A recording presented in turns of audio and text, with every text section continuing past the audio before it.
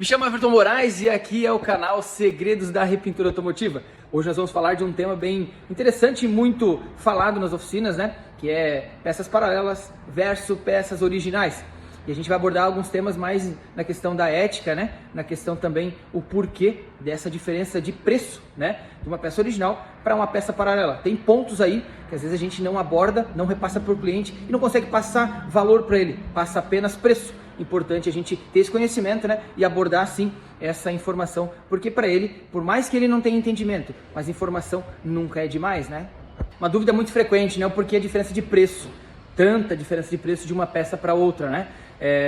Um dos grandes motivos, né, é que a peça original, ela até pode ser uma peça que ela está sendo reutilizada, por exemplo, lá na fábrica, né, sendo derretida e feita novamente, né?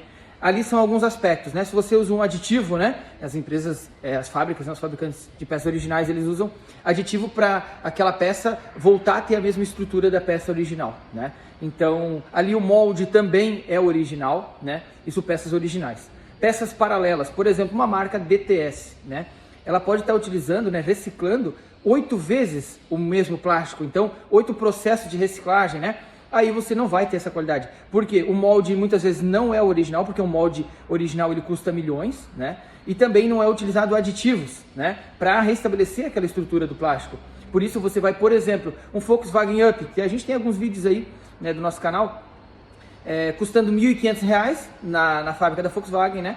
E peça paralela, né, em lojas, né, de revenda, R$ 400, R$ 426, por justamente todos esses aspectos, né? Então você vai ver na sequência ali uma peça original, uma peça paralela. Na mão tu já percebe essa diferença, né? Então você tem que repassar sempre para o seu cliente que essa diferença, né, de preço de uma peça para outra é por tudo isso, né? Às vezes até o próprio encaixe, você como reparador vai ter que fazer alguns encaixes ali na hora, né? Vai ter que fazer algumas adaptações na hora do encaixe, cuidar também, até ter que aquecer o ambiente para encaixar as grades, colocar no carro, né? E sempre repassar para o cliente, claro, que ele não optou por uma peça original, que ele optou por uma peça paralela, que a vida útil dela, né, vai ser menor do que uma peça original.